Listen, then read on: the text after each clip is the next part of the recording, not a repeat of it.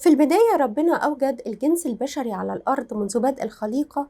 ما خلقش آدم لوحده أو حواء لوحدها، لكن أوجدهم مع بعض عشان يتمتعوا بالونس والتعاون والتشارك والحب والسند في الحياة. ودي كانت أول علاقة يدخل فيها الإنسان مع شريكه. مع وجود الأبناء امتدت العلاقة دي ليهم، وبقى البيت بيضم نوعين قريبين قوي من العلاقات في مكان واحد. وبره البيت امتدت العلاقة للعيلة الكبيرة والمدرسة والأصدقاء. بقى الإنسان عايش في سلسلة من العلاقات المتعددة، ومن البداية الإنسان بيحاول يخلي العلاقات دي في أحسن حالاتها وتكون مثالية ومشبعة للطرفين. اتعرفنا في حلقة العلاقة الصح قد إيه العلاقات مع الآخرين والناس اللي حواليك مهمة جدا جدا في الحياة. العلاقات دي مهمة وبتأثر على شخصية وخبرات كل واحد فينا بشكل مباشر. بتبين انت شايف الآخر ازاي، هل انت قادر تتواصل معاه كويس، هل علاقتك ناجحة ومثمرة معاه ولا لا. لكن مش دايما العلاقات دي بتمشي في سكة النمو بدون مشاكل، فأسيب العلاقة وأدخل في علاقة تانية، ولأني مش عارف علاقاتي بتفشل ليه فأدخل في علاقة جديدة بنفس العقلية من غير تعديل ولا أستفاد من خبراتي السابقة. وبالتالي بتكون النتيجة واحدة، مش بتتغير وتفشل العلاقة تاني وتالت ورابع. ويترسخ عندي فكرة إني فاشل في علاقاتي، وعمري ما هدخل في علاقة صحيحة أبدا. أنا إنسان تعيس جدا. هنتعرف النهاردة على أمور بتكون سبب في كسر العلاقة أو فشلها، وهل الحب وحده كافي لنجاح أي علاقة؟ قبل ما نبدأ بفكرك تعمل لايك وسبسكرايب وتفعل زر الجرس عشان يوصلك كل جديد، ويلا بينا.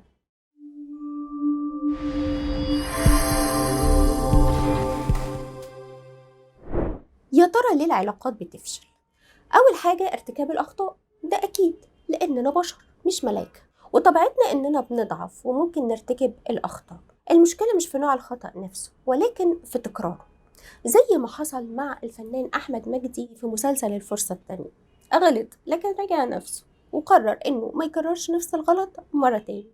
تاني حاجة إننا مش بنتواصل مع بعض بطريقة صحيحة. ساعات بنكتفي بمشاعر الحب اللي موجودة لكن مش بنعبر عنها خالص، أو نعبر عنها بطرق غير سليمة، زي هو أنت مش عارفة إن أنا بحبك، أمال اتجوزتك ليه؟ أو عايزة جوزي يهتم أكتر ويبذل مجهود أكبر في مسؤولية البيت، فأقول له تحمل المسؤولية بقى وأنا هشيل الشيلة لوحدي. أو أقول لمراتي نفسي أرجع ألاقي البيت نظيف ومترتب والأكل جاهز، أنت عمرك ما ريحتيني أبدا. أو أفضل أدي أوامر لأولادي اعملوا ده وما تعملوش ده بدون ما أكد على حبي ليهم.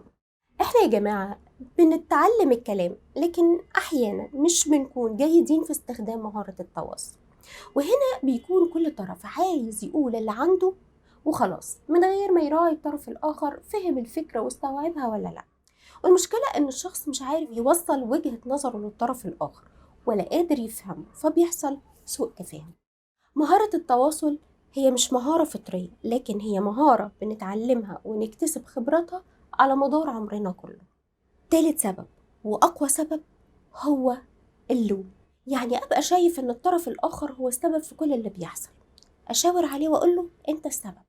مشكلة اللوم إنه بيبني جدار عالي جدا بيفصل علاقتنا لنصين. من ناحية أنا مش غلطان في أي حاجة ومش علي أي مسؤولية، ومن الناحية التانية فيها الطرف الآخر شايل كل المسؤولية، وده في الواقع مش بيكون صحيح تماما. الصح إن المسؤولية في كسر العلاقة هي مسؤولية مشتركة بين الطرفين، وعشان العلاقة دي تنجح وترجع تاني لازم الطرفين هما الاتنين يشتغلوا على إصلاحها. رابع حاجة التعامل بأسلوب فيه عدم احترام واستخفاف وتجاهل.